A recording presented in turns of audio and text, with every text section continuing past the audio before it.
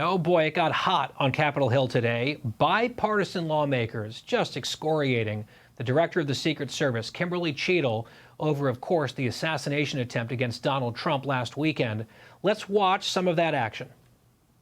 You know what it looks like, Director? It looks like you won't answer some pretty basic questions. It looks like you got a 9% raise and you cut corners when it came to protecting one of the most important individuals, most well-known individuals on the planet. A former president, likely the guy who's going to be the next president. Looks like you guys were cutting corners. Director Cheatle, because Donald Trump is alive, and thank God he is, you look incompetent.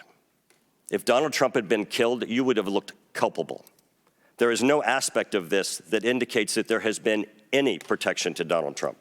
Not only should you resign, if you refuse to do so, President Biden needs to fire you because his life, Donald Trump's life, and all the other people which you protect are at risk because you have no concept of the aspect that the security footprint needs to be correlated to the threat. Have you provided all audio and video recordings in your possession to this committee, as we asked on July 15th, yes or no?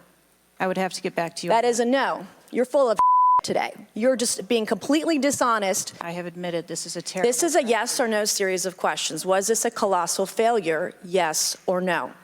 Yes. Was this tragedy preventable, yes or no? Yes. Has the Secret Service been transparent with this committee? Yes. Well, it seems like that lawmaker might beg to differ. She's with us now. It's Nancy Mace of South Carolina. Congresswoman, it's good to see you. Welcome in.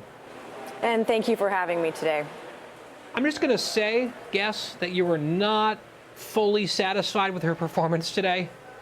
Oh, no, not at all. And I was just saying the exact thing that was on every American's mind that was watching today. She deflected, she dodged, and she refused to answer even the most simple and basic questions like how many Secret Service agents were at the rally that day. She couldn't even answer the most basic of questions in this congressional inquiry. She should resign or be fired. Those are one of the two options we have on the table as of this moment. Yeah, we also saw footage earlier. There were lawmakers, some of your colleagues. They were in Pennsylvania. They were visiting the site where this all happened in Pennsylvania about 9 days ago. They were on that sloped roof where the gunman was able to get off all those shots against former President Trump. It's just outrageous. One of your questions was this preventable? Seems to me like it not only was preventable, it should have been prevented like 6 different ways. Absolutely. And what the members of Congress who are on site in Pennsylvania today will show you how easy it was to climb up and get on top of that roof, which, by the way, that building was never swept by law enforcement, even though it was used as a holding location for law enforcement agents working that day.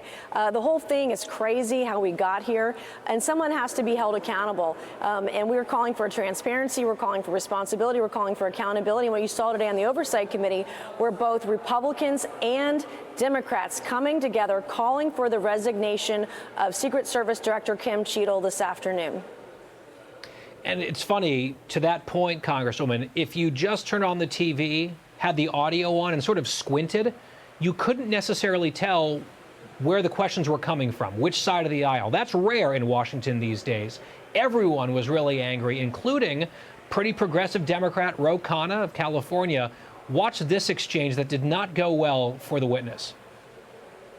Assassination attempt of former President Donald Trump on July 13th is the most significant operational failure of the Secret Service in decades. Director Cheatle, would you agree that this is the most serious security lapse since President Reagan was shot in 1981 of the Secret Service?